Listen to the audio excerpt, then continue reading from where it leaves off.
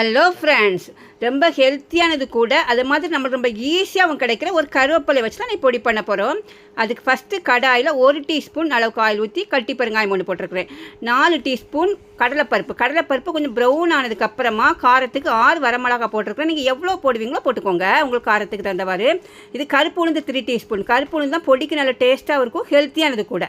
வறுத்த வேர்க்கடலை ஒரு 3 டீஸ்பூன், புளி இதெல்லாம் போட்டு நல்லா வறுங்க. வறுத்ததுக்கப்புறமா 2 டீஸ்பூன் எள்ளு, பூண்டு 6 பல் இதெல்லாம் போட்டு வறுத்ததுக்கப்புறமா நல்லா கழுவி ட்ரை ஆனதுக்கப்புறமா கருவேப்பிலை போடுங்க. 1/2 டீஸ்பூன் ஜீரகம், உப்பு இதெல்லாம் போட்டு நல்லா வறுக்கணும்.